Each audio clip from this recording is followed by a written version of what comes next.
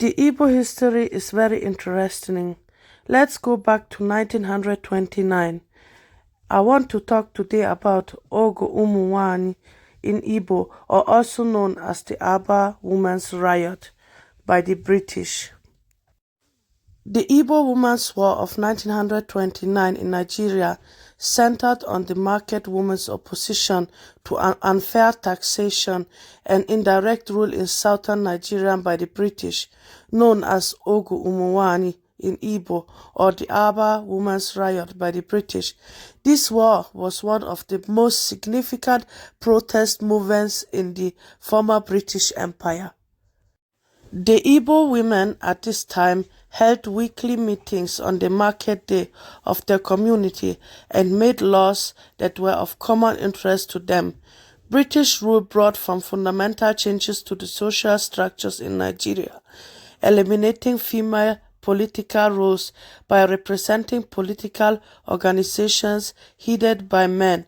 The moral outrage the women expressed over the intense social and economic change in Nigeria became the root of the Igbo Women's War. The protest was organized and led by rural women in the southern Nigeria.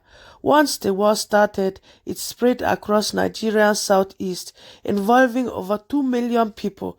The initial protest was sparked off in Oloko, where in 1926 the colonial government had counted the number of men without indicating that the figures would be used in taxing them. Tuesday in November 1929, when British appointed Warrant Chief Okugo asked a teacher to count his people, women feared that they would be taxed and begin to protest against the census.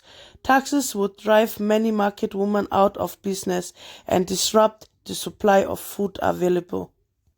There were peaceful and militant protests where women attacked native courts run by colonial officials. No one was seriously harmed, and no life was taken by the women's actions. However, colonial police troops were called in. They fired into the crowds at Calabar and Owerri.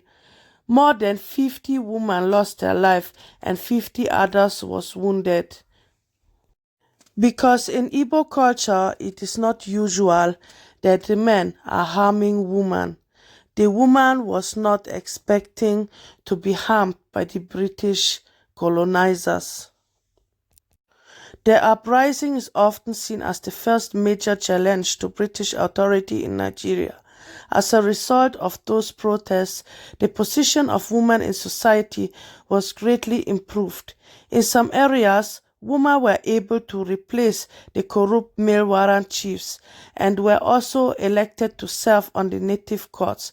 It was this movement that lit the embers of resistance, which eventually became many revolutions across colonized Africa.